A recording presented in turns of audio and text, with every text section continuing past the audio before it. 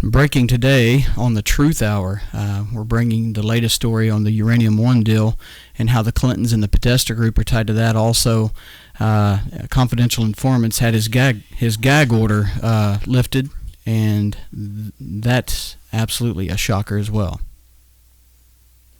Something really wrong is going on. What kind of a show are you guys putting on? I want the truth.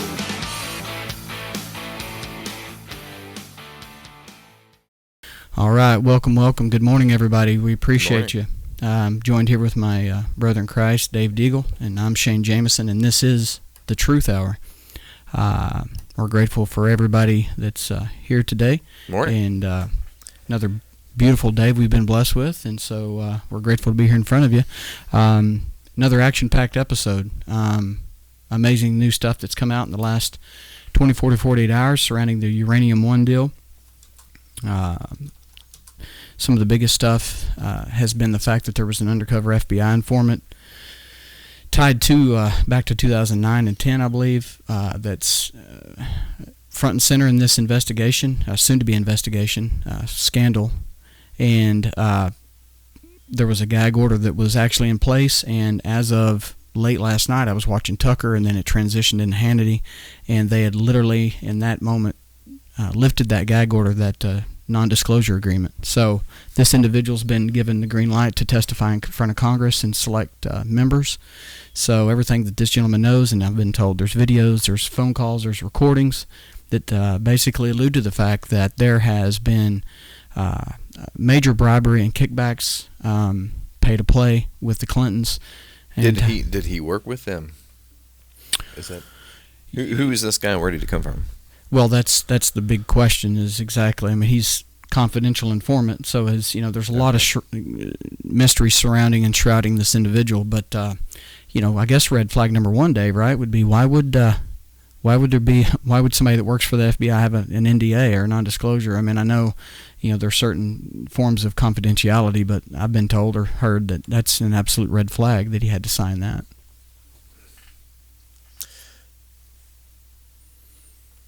And so he knew all these things were going on, right? With the bribery that has happened, but so it's now going to come out. Now,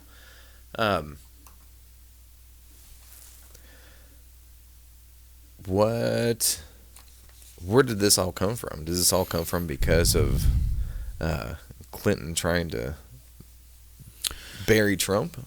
That's where all these things popped out of?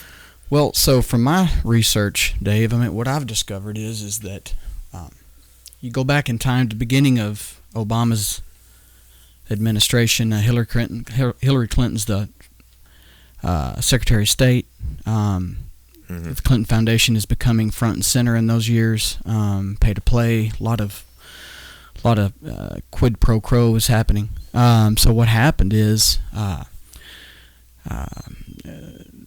this Uranium One deal, we touched on this last week. It's just massive. This rotten onion has so many layers. But anyways, I mean, at the end of the day, this was Putin basically had made no quarrels about. He wanted to corner the world uranium market. He wanted to have a say. And then, I mean, look here. Now he's got a 20% stake in this company, 20% stake in 20% of the American uranium reserves, and there's actually been information that has stated a portion of that 20% has actually been shipped out of the states through Canada without a proper license or permit, and has actually went overseas to an undisclosed location. This is the weapon. This is the materials along with plutonium that makes nuclear weapons. I mean, and we're giving it to our number one strategic foe. So I don't understand, but what I've also heard is that maybe Obama actually had a plan here. He was wanting to actually pay favors to Russia to help them maybe pave the way for the upcoming Iran nuclear deal, so that they would be compliant. But I don't know about that, because Iran's always been a patsy for Iran. Right. So. Yeah, and if that was the plan, it was just completely backfired. Morning, Aaron. But I find it very funny, how sometimes we can get so tied up in lies and deceit. Yes. That all these things were going on for all these years, And then now they were trying to use this information to try to hurt this current administration. Right. But yet, it came to backfire upon them. Yeah. Because of these lies. Because the truth always comes out.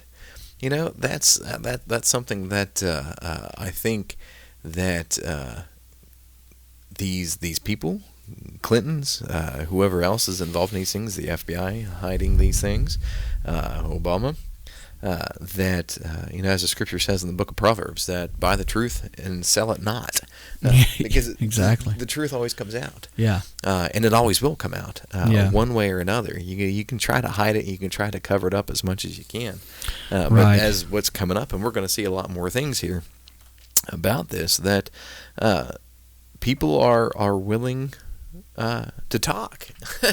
They're Yeah. willing to go in front and tell their story of everything that happened. There's documents of what had happened, and the truth is there. It just needs to be uncovered. Yeah, in another part of this, and great points, Dave, naturally the Dems have come out. They're trying to get ahead of this, but they cannot get in front of this freight train and this avalanche of truth. It's inevitable.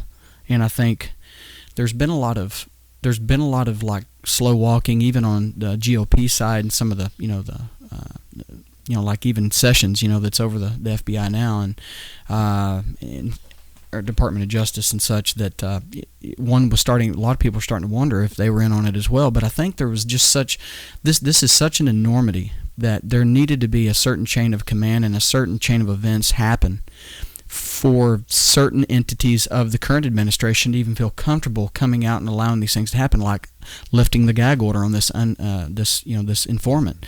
It's a simple stroke of the pen. Apparently Jeff Sessions could have done that weeks ago, but now you have that happen, right? And then so here's what the Dems are saying. They're calling this opposition research.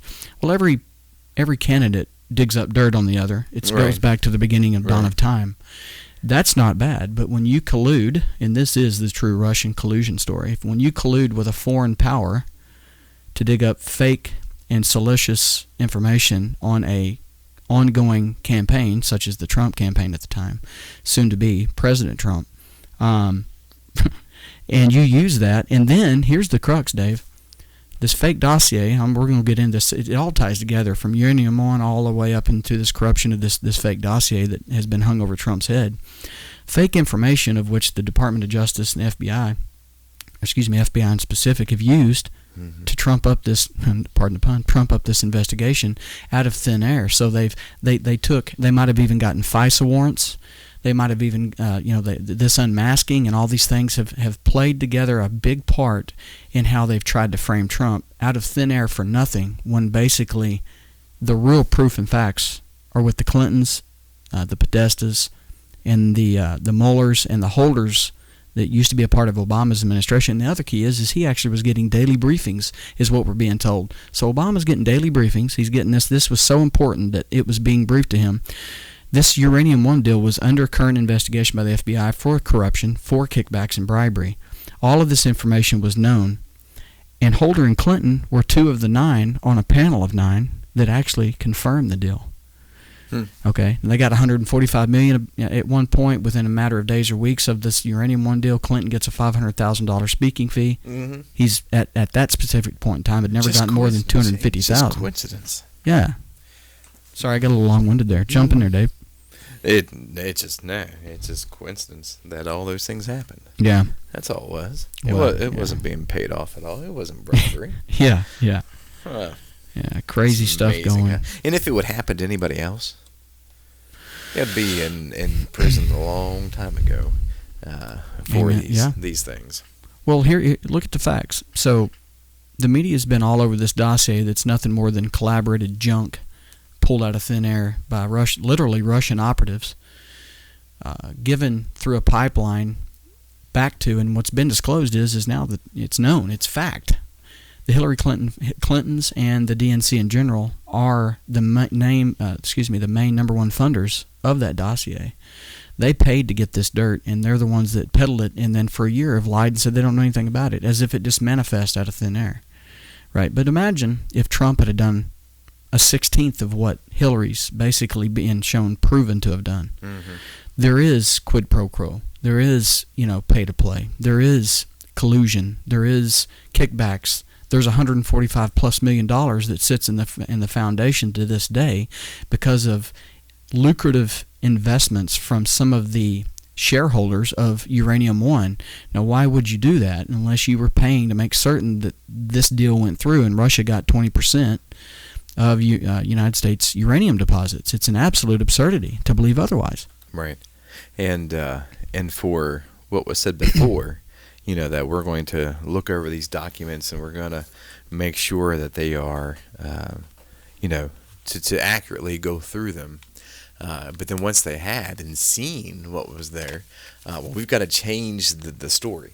Yeah. We've got to change what it says and put all this information out there to try to hurt other people as much as we can, because we have to protect the Clintons. We have to protect all these other people that were a part of this. And so we don't want the truth to go out there. Yeah. So what we got queued up is a snip from the Hannity show last night. I actually watched that, and Tucker and a lot of others. But this is from Sean Hannity's show last night on Fox, and we want to go ahead and play a snip of that. So go ahead, Dave. When the New York Times starts literally calling Clinton's team liars, you know it's bad.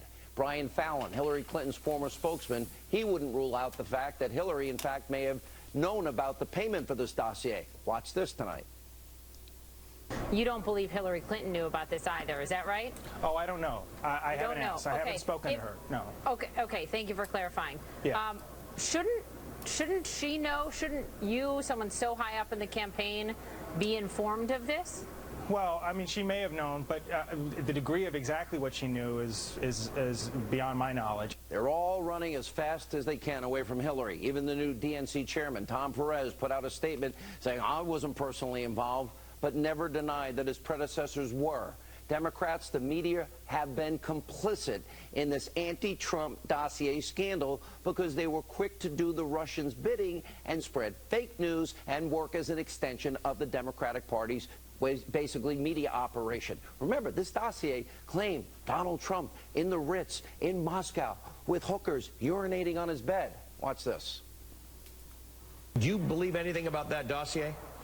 Oh, I think it should be taken a look at. I think they should really read it, understand it, analyze it, and determine what's fact, what may not be fact. We already know that the part about the coverage that they have on him with sex actions is supposed to be true.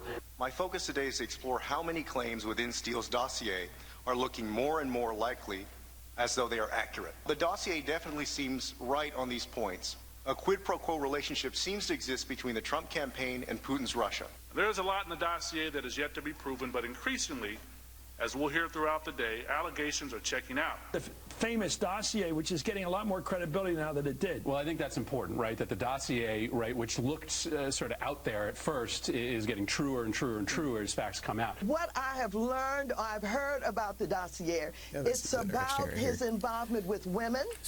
It's about possibly prostitutes that are involved in those kinds of things. No, that's what they pulled out and talked about. And the DNC paying for Russian lies. We go and and pause it, Dave, if you want. And politics and the Democratic Party then spreading lies. Now, keep in mind, this is so pretty shocking stuff there, guys. If you've seen that, at the beginning there, we actually showed a spokesman for Hillary Clinton, basically alluding. Now, this guy's been on Twitter and other avenues in days past, basically defending everything and standing up for everything. And as soon as this came out, he runs for the hills. And you notice even on his, notice on that show, he's even asked. So what you're saying? Please confirm that Hillary Clinton didn't know anything about this. Well, he waffled. He backtracked. He 180 on it, and he says, "Well, I don't know. And I can't. As to the extent of what she knew, I don't know." And so all of a sudden now that everything's gray. Yeah. It's crazy. And not saying that it didn't happen, just saying I didn't have anything to do with it. Right. Well, whenever you're making those statements, well, what's that mean? That means it did happen. I just didn't have anything to do with it. Yeah. Yeah, and then look at all the left. They hook, line, and sinkered and latched onto that poisonous, cancerous dossier that was literally fake and manufactured and corrupt and everything else that you want to say about it. I mean, they latched onto it as if, I mean, in reality, it was their one last bastion of hope for anything that they could use for an excuse. Hillary's to this day out doing book tours. I'm sure she's not today. She's probably somewhere in shock rehab trying to figure out exactly what happened, because last night, once they disclosed that this undercover informants had the gag order lifted, I think an avalanche of truth is coming down the mountain. She has nowhere to hide, neither the Podestas, the Muellers, the Holders, past President Obama. It's just, this is absolutely astonishing at the level of corruption. And at the end of this, Dave, I mean, like Hannity even mentioned, and so did Tucker, this isn't just the Clintons and some other entities making millions of dollars. That's bad enough in a very malicious and benign way, but this is the selling out of America's national interest and security for a paycheck and for other probably reasons. It's greed. When I look back to the scriptures, how many times did greed play a part in the destruction of God's people? Yeah. Just simply wanting to get ahead. I mean, we look at many of the issues that were with the nation of Israel, and it was pride and it was greed that led to their downfall. That really led to their captivity. I agree. We go into the New Testament, and we see the very same thing with many of the people, the Pharisees, Herod, and other characters of the New Testament, where it was pride and it was greed that led to these issues.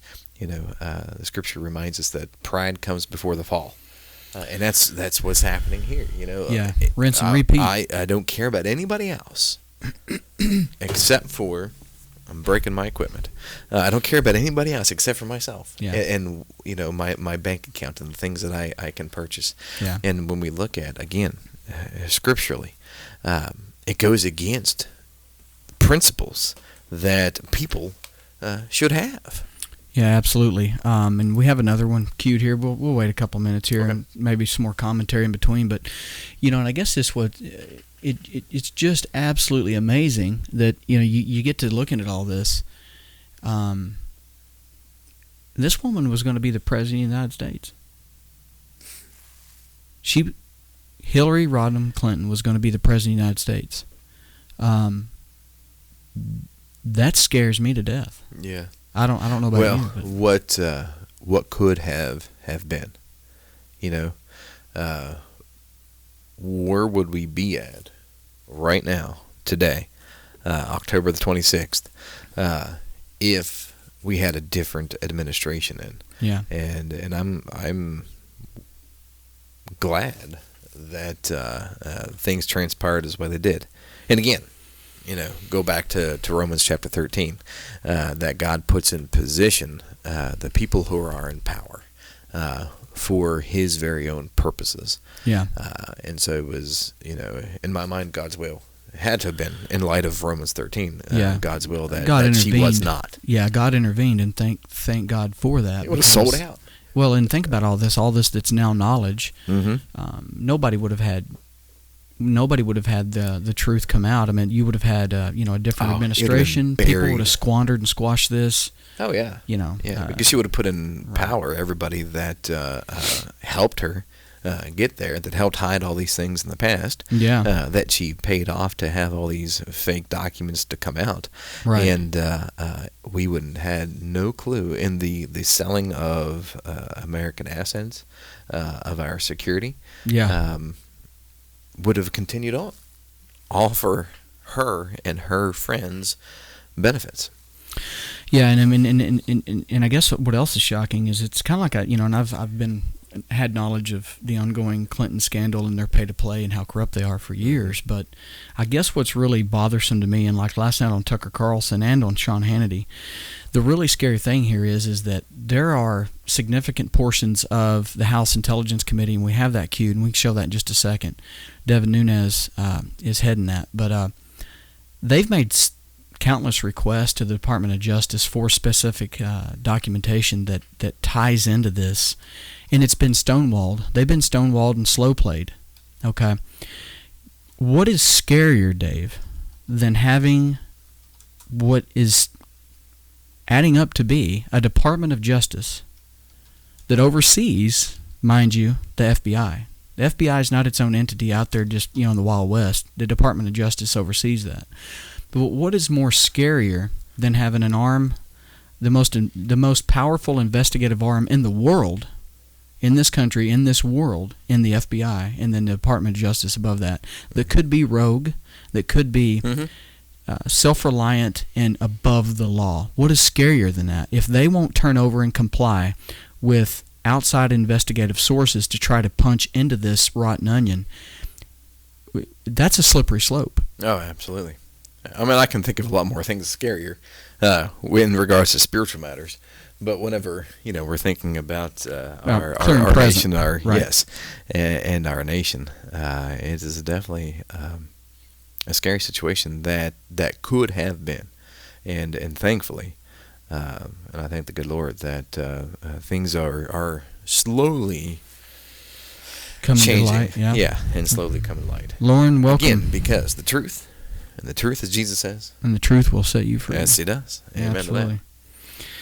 And, there's so many layers to this. I didn't have a chance to compile the best, research bullet points that I probably needed to, guys. I mean, this really just hit the fan really in the last 2 days, and I was up late last night trying to compile some stuff. But what we do know is that this is just the tip of the iceberg, and there's fixing to be there's definitely going to be some subpoenas coming down the pipe. There's going to be people in front of Congress. There's going to be people testifying. This informant.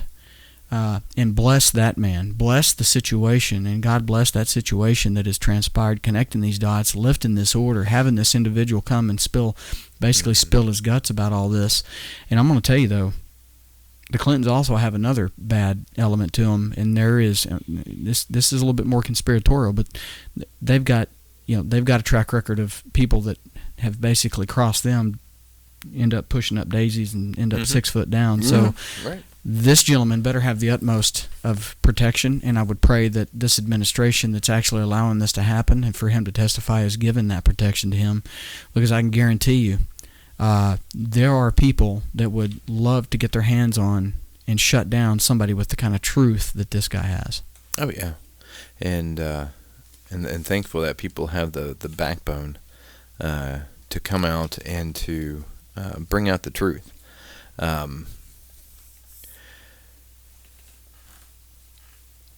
A lot of times I think that we can say things like, well, like that guy did in the beginning of that last video, well, I'm not going to deny or not whether these things happen, but I didn't have anything to do with it.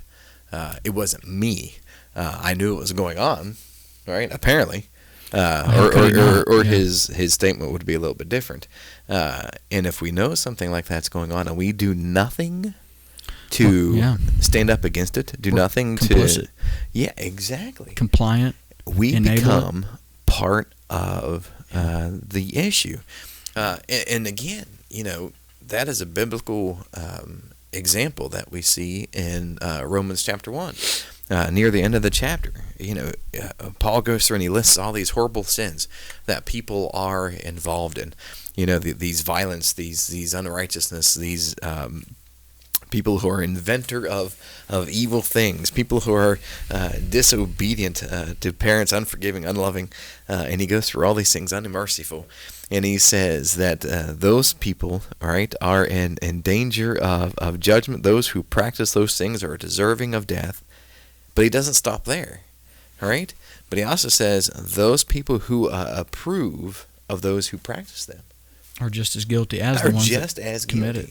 Yeah, so it doesn't have to be, right, that, I am the one who is selling out America. I don't have to be the one who is,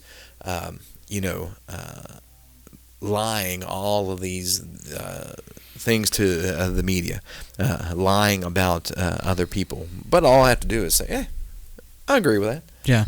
I know that's not right, but that's fine. I'm not going to say anything against it. If you don't back that I'm up with okay action, that. then you're definitely part of the problem. Yeah, I agree with that. If you want to, Dave, we're going to cue this this is a Fox Business Network footage from yesterday, I believe, or earlier this morning. Basically, it would have been yesterday. Sorry, it's 11:55 a.m. is what's queued up. It's Devin Nunes, the House Intelligence Committee chair, that had come out and basically broke this news, and so we're going to listen to that now.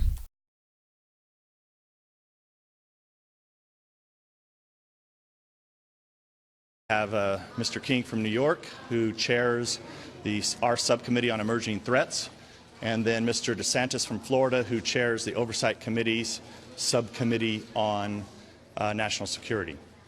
So what we're here today to announce is an inquiry into Russia's involvement into the uranium deal that was done several years ago. This is just the beginning of this probe. We're not going to jump to any conclusions at this time, but one of the things, as you know, that we're concerned about is whether or not there was an FBI investigation. Was there a DOJ investigation? And if so, why was Congress not informed of this matter?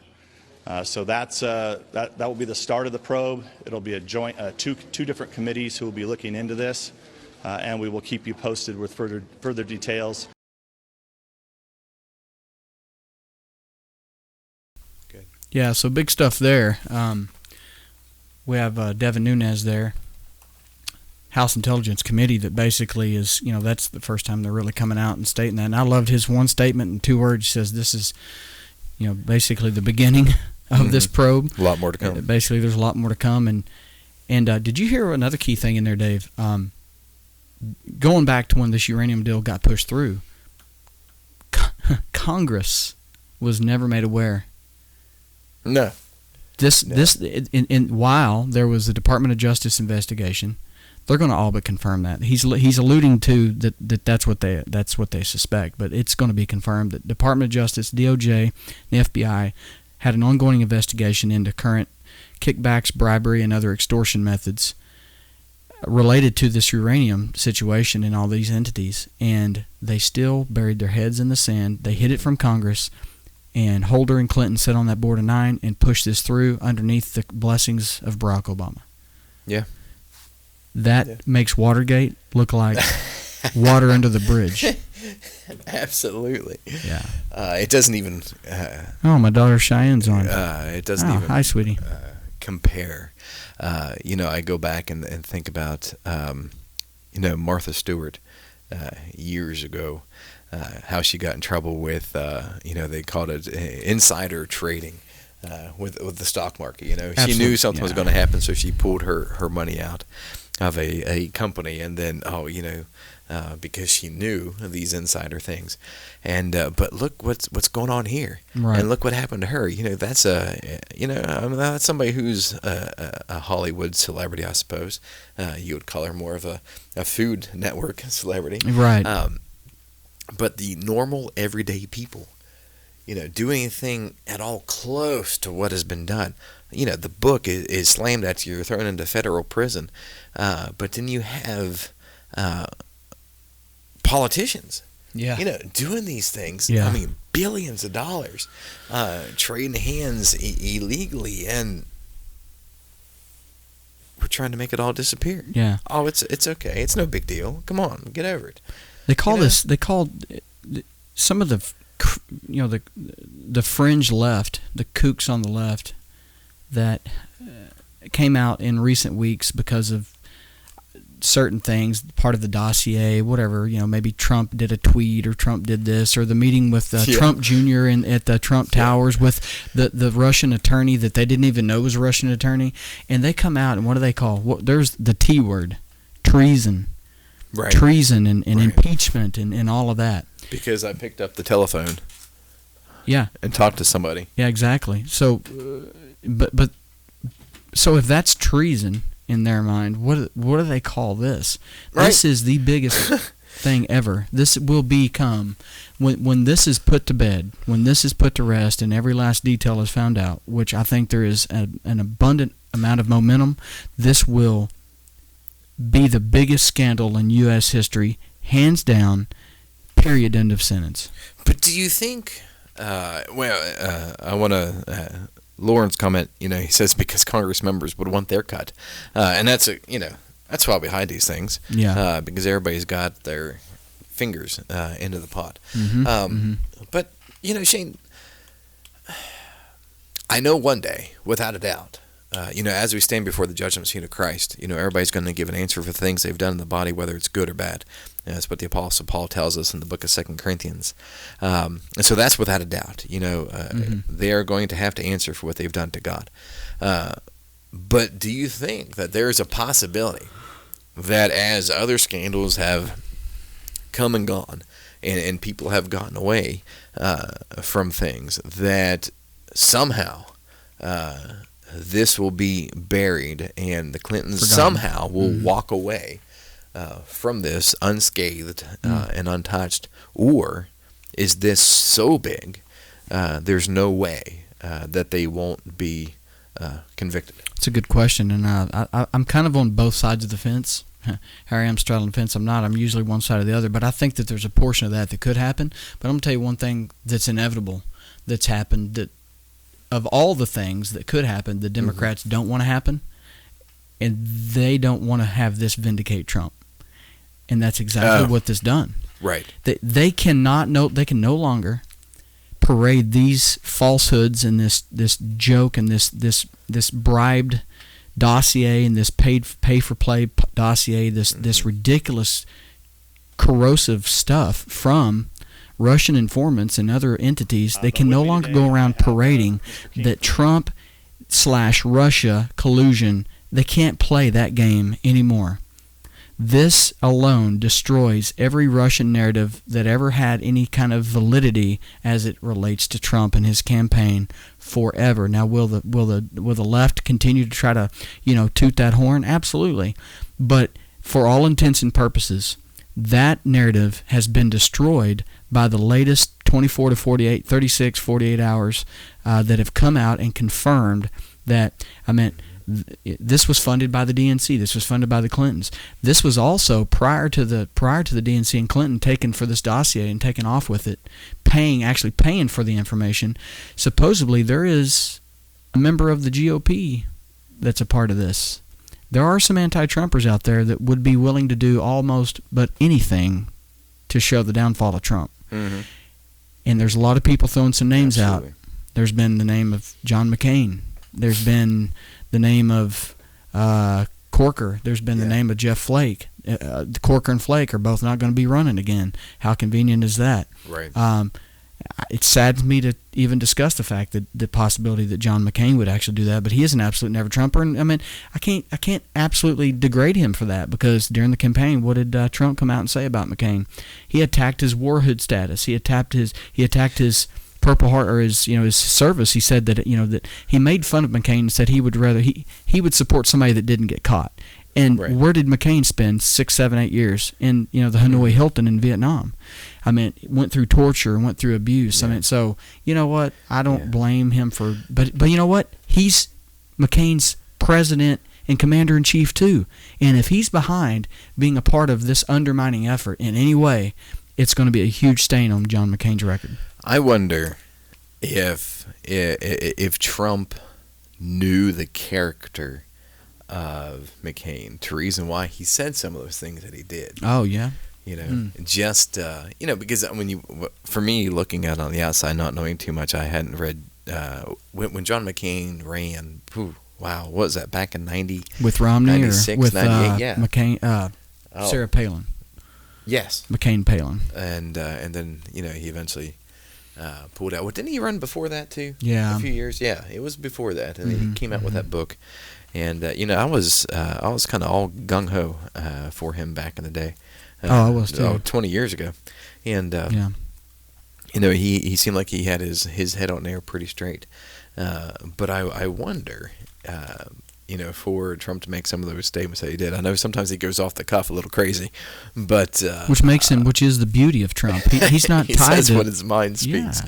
Yeah. If I don't agree with it all Trump either. knew him, personally, I knew that he was this kind of switch hitter. Maybe fellow. he was just inciting. And, right. Yeah. And you're right, man. I mean, the very things that drive certain people, and I try to be moral and ethical, and I don't agree with some of the things that he's done, and Trump gets petty sometimes and goes down in the weeds and the bushes with some of the left and that's where they want him. And anytime he can stay away from Twitter for the most part and stay above the fray is a good day. So I'm not going to go there, but regardless, this man is our commander-in-chief. We have a national obligation to back him and to be supportive. And as fellow conservatives, his agenda is my agenda. I mean, he's pro-life. He's pro-borders. He's pro-strength in the Middle East and leading from the front. He's anti-apologetic. There will be no apology tour with President Trump. He puts people on notice that things are changing. The stock market's at all-time highs. There's lower border crossings in the last 40 years than in any other time in 40 years. Just because the man sits in the Oval Office, and the wall hasn't even started. Yeah. I could go on and on. Hannity played a rolling list of his accomplishments that you never see played or listed. Lower unemployment rates. All these things have been done. He has been a champion for Christ in a lot of ways. He's brought back and invoked God more in some of his speeches and in some of his addresses than in the last 3 administrations combined. I could go on and on. So I'm a huge Trump fan. We noticed. No. Lorna brings up that he wonders when they find out about Trump from their contacts if he might have his fingers in something, and as far as the collusion goes, as far as any dirt in the background, I'm sure. Will they ever find anything on Trump? Is that the question? I think anybody who has reached that pinnacle of politics, have reached that pinnacle fame and of fortune. Power, fame and fortune, you have bulldozed through a lot of people. Yes, over people have done some maybe things in the background that ought to be shameful of to get you to that position. Yeah, it always seems like so many people, and I know I'm sure I'm guilty of that as well. I think we all put are. on this persona, this mask, if you will, to parade myself around as somebody, but behind doors, right. I'm somebody else. You kind of saw that with the election that was going on with Hillary. She was always this all nice, sweet lady, this kind, gentle grandmother, figure. And she was a vicious pit bull behind the scenes. Behind the doors, you had those audio tapes of her screaming at people and, just doing all these things because you don't get into that position of power, especially as a woman, without having that, this is the way I'm going to do it, and if you don't like it, get lost kind of mentality to get there. How about 2 weeks before, Dave? Good points on this. We can touch on that before we transition. But how about 2 or 3 weeks a month, remember, before the election? And that station, blowed that story wide open. That was an audio recording of Trump and a couple of guys on a tour bus before he got out and did some kind of interview, and they were just talking. They were talking guy talk, and it was extremely bad about women and about sexual situations, and it was extremely immoral and improper, and it was sinful. And I just thought, honestly, for a few minutes or a couple of days, I thought that would be the end of Trump-Pence. I really did. I just thought that, and I'm not saying this, but I don't think because he still prevailed that somehow that there was a significant portion of American voters that just turned a blind eye to that. But I think the point being, we want a commander-in-chief. Doesn't necessarily, it would be it would be prime. It would be the most beneficial to have a good moral advocator in the office at all times. But he didn't come into the office under the best of conditions. But you know what? I at that point in time, I wasn't looking for we wasn't looking for a preacher in chief. We were looking for a commander in chief. And I'm not saying not condoning what he's done. Anybody right is going to have the background. Absolutely, without a doubt at all. and I'm sure with anybody, if you spend enough time, you can dig something up about anybody. We all have a closet. Yeah, absolutely. I'm thankful, and I'll say this: I wasn't a fan of anybody being elected this past 2016. The lesser of two evils. And I know you look at those arguments and you think, well, that's not a way to vote either. And I know a lot of people kind of stepped out of voting in this because either way they vote, it was detrimental to their morals. But I'm thankful that some of the things in this nation have turned, in my eyes, for the better because of the way the election turned out. Yeah, pro-life. He's going against Planned Parenthood. I mean, we keep going. I mean, that'll save lives, Dave. Right. I mean, that alone will save lives. So I guess we should. Somebody who's defending Christianity. So we should swallow the smaller. I mean, I hate to say it, but I mean, to absorb. I wouldn't say swallow, but to absorb a little bit of the negative and some of the sins that he's committed versus some of the good that he will provide and help get this country back on track. I see that as I sleep good at night because of that. And honestly, let's talk about it for a second. Everybody needs to grow. Yeah, I mean, and I think he has. Yeah, I mean, you go back to that instance of him being on the bus. Oh yeah, which was years before let's look at the campaign. This morning, it just came out. It was a breaking news bulletin. The guy who was over NBC. I don't know what his name is. Oh, crud. I was daydreaming there for a second. NBC. Yeah, he was over NBC. He just admitted to sexual harassment. We're not talking about Weinstein. No. Okay. This is somebody else now, too. Another person other than Weinstein. I got you. But another, political, powerful, influential, all these type of people, figures that are, coming at it as people who are involved in this sexual immorality. And that's an area that we need to grow up in. Right. And not be committing those things anymore. And so, not to say that we're going to overlook the things that he said. But a place where he needs to grow, a place where a lot of people throughout the world need to grow to understand that those things are sinful and wrong. Well, and hey, welcome TM Skills. We appreciate you. Thanks for joining us. We're touching base on the. If you're just catching in here with us, we're kind of wrapping up here on the. There's a lot more to this onion, but we're just wrapping up on the Uranium One deal, some of the ins and outs of that, and nothing like 45 minutes of that. Yeah, and then also the fake dossier that's been determined was funded by the DNC and Clinton, along with a mystery person from the GOP.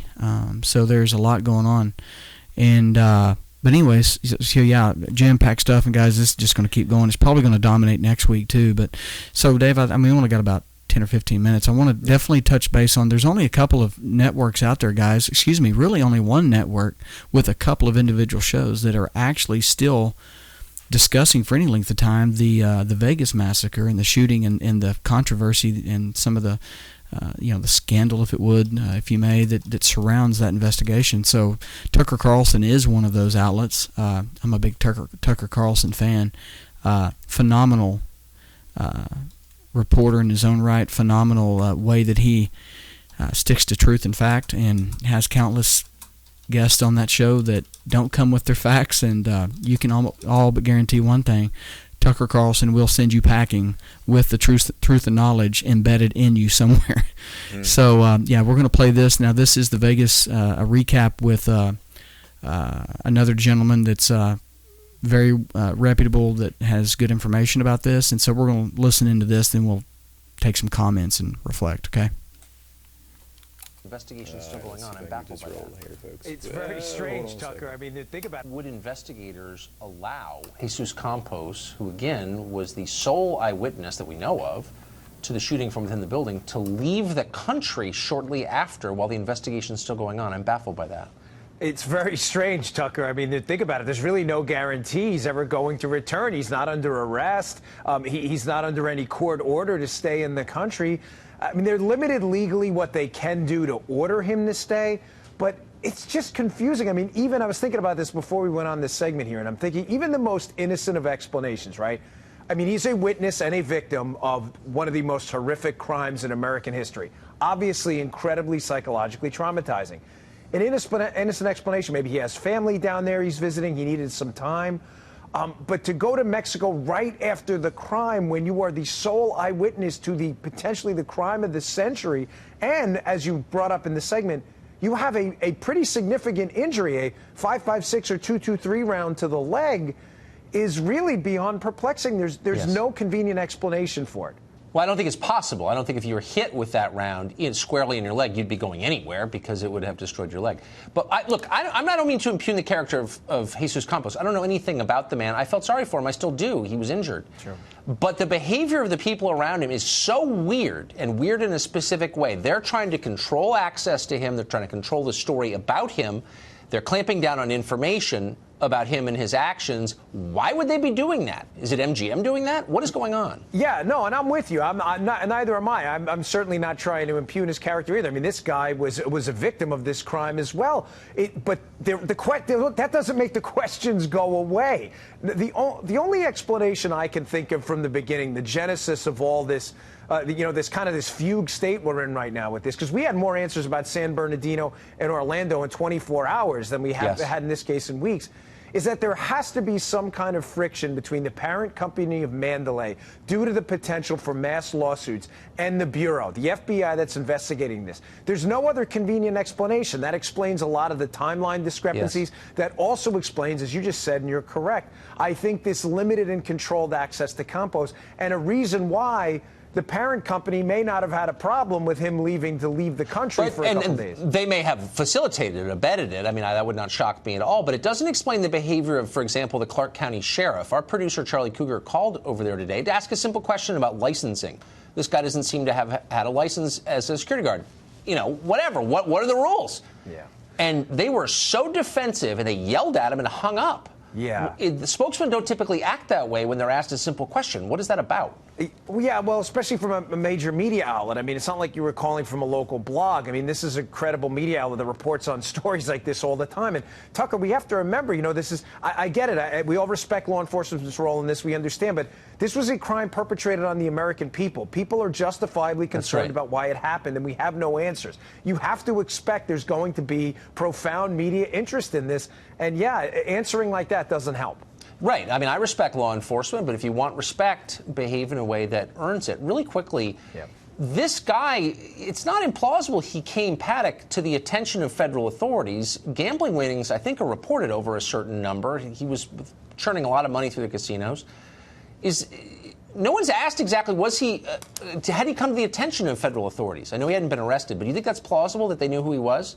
Yeah, I mean, if once you deposit $10,000 or more, you have to fill out a currency transaction report at a bank. He may have had suspicious activity reports in banks as well. I don't think this guy was a ghost to the federal law enforcement system. I think as information comes out, you're going to see more about that. I agree with that, and I think there's some butt covering going on, just a guess.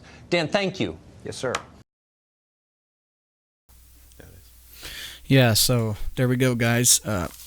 Another great little segment there from Tucker Carlson regarding the ongoing Vegas massacre investigation.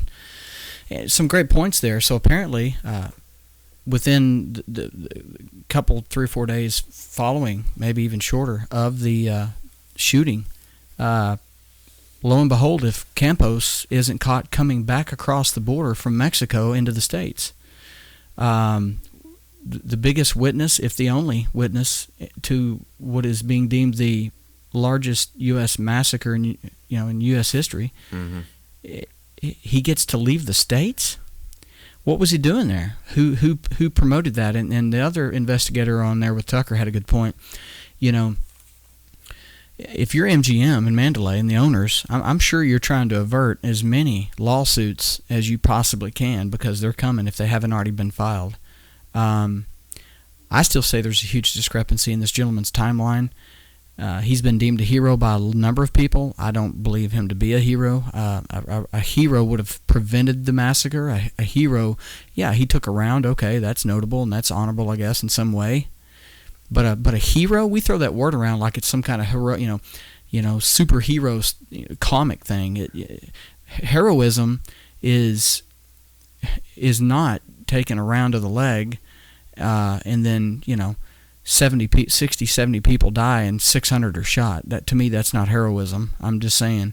I think there's a discrepancy in this guy's timeline. I think things had happened, and we still don't know exactly what and why. But thank God that Tucker is still trying to push this. There's a few others. That Laura Loomer I discussed last week. She's a great investigative reporter. She's actually out there on the ground. That's the scary thing, man. Dave, this story has lost so much steam. It's literally just it's a puff of smoke, man. Just occasionally, more people shot in that thing than ever in history of this country like that, and nobody's talking about it. It's odd. And then they're saying he took a 5.56 or 223 round. To his leg. That bullet is extremely damaging, especially at close range like that. If he was only a few feet away in the hallway, if it would have hit bone, it would have shattered it. It would have took out a significant portion of his flesh. But yet this man was 700 miles away, or hundreds of miles away, in Mexico, and came back across the border in a rental vehicle. That's another part of this mystery, is he had a vehicle with plates and then for some reason traveled to Mexico in a rental car and then came back. So it's amazing. There's so much going on with this story, guys. I don't know what to believe anymore. I really don't on it, but I've really backed down on some of the conspiracies that I'd actually given light to. I think that it was just I don't know if Paddock was the whole shooter, if he had an accomplice. I don't know, but I still hold out some reservations on some of the way that went, Dave. I see you addressing Lauren on some of that stuff, the 223 rounds and everything else. But I've always understood that the reason 223 was used into the 308 is more of a kill round, 223 more of a wound, because it's if you kill a soldier, you're going to leave him there. Keep on fighting the battle, but if you wound a soldier, you're going to have 2 or 3 guys off the firing line. So it's strategy. Pull the guy around, yeah. And so I just was kind of wondering, how big of a wound would it have been? Yeah. And but as Lauren says, it went through a door, and so you've got expansion, dispersed, and deformation. Of that round before it hits you, which is actually maybe even worse. Now it does lose some of its punch, but it's a deformed. It's almost like a hollow point. It's already mushroomed out. Yeah, you've got from a needle to a hammer. Yeah, change. Yeah, and then I hadn't gotten your reply back there, Lauren, so I just did a quick Google of some things, and surprisingly, I didn't quite think very many people would hunt with a 223 5.56, but there are some hunters who are using that round, probably because they can take their AR-15 that they have from home out and take it hunting. In some states, illegal in PA, which is crazy. Ridiculous. To me. Yes, but tell you what, if I got to eat and I got an AR, something's going down. I'm eating. Well, that's just it. Yeah, if it ever gets to that, that's what's happening. But some of the wound pictures, I was going to put it on, but it's a bit graphic, and I don't want to make any of you guys y'all just go Google it and check it out. Yeah, if you want to go Google it, significant damage, not a BB flesh wound. By no means. Or a quick through and through, like sometimes we think of. It would have been significant damage to this feller's leg. Yeah. Especially to be driving all those miles. So real quick, we'll recap, and so we'll go ahead and conclude here for this Truth Hour show that we've had today, segment. But so to recap, there's just some discrepancies in the time frame. There's not a lot, and they've waffled, and the reason they've waffled is, I think, because of liability. If this guy came up and for some reason, then Tucker brought up a good point. It wasn't on that video, but then this gentleman had been shown to be using the freight elevators. Why do you use the freight elevators in right. Yeah. Well, maybe because you or someone else, or just someone else, maybe use those freight elevators to transport the weapons and the ammo. But it would have been having to have somebody of prominence, somebody of importance, to give him the ability to access those elevators. And they would have known the reason. Yes. You would thought. So there's a lot going on here, guys. Or the head guy, right, of Mandalay Bay, who donated multiple thousands of dollars to the Clinton campaign. And to these other terrorist organizations care. This guy gets this access, and you don't need to know why. Well, exactly. Yeah. Well, and I'll go back to this real quick, and we can go off on this. But still, to this day, where is the security footage? Where's Hall? Why haven't it been released? The Hall monitors, the Hall. It's been wiped. Yeah. Where With all is these that? other cell phones, it's been wiped. They want to prove the timeline of this guy and prove who and what came in or out of this room. Mm-hmm. Release it. Kind of the theme of the day, because the truth will set people free. So we need to hide the truth. We need to erase the truth. Yeah.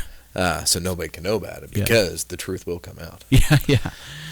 Well, guys, we appreciate each and every one of you. Tim Skills, Lauren, Aaron, my daughter Cheyenne. Thanks for attending today. We appreciate you. Please follow us, like us. Please share us. Pass the word. We are enthusiastic about sharing fact and truth, and we in light of God's word. In light of God's word, and we try to live our faith, and then also try to give political opinion and constructive analysis of that as well. So we're grateful to be here, and it's a passion of mine. It always has been. I know I drag Dave occasionally kicking and screaming into some of this because I talk for a living, basically. So, and I love doing it. But he's a great champion with me here. We're glad to be here. So thanks, sir. I appreciate being able to share God's word in anywhere that I can. Whether Anywhere. It's politics. Yep. Or some other venue. Yeah. Hey, can you plug us, Dave? Oh yeah. If you have questions from watching this, or you are currently watching this, you can always email us at truthhourradio@gmail.com. truthhourradio@gmail.com. We are also on Facebook. Yes. Truth Hour Radio on Facebook, and you can interact with us there as well. And of course, always like and share. Did you say subscribe on our YouTube, and then also if you're interested in more of a textual Bible study, I believe at 1:30 Eastern Standard Time today, we will be doing Genesis chapter, the end of 6 and the beginning of 7 at twitch.tv/Fuzzy Spartan. Fuzzy Spartan. Great things going there. Some great fruit being taken care of there. If you're a gamer, you're familiar with twitch.tv. If you're not a gamer, it's absolutely free.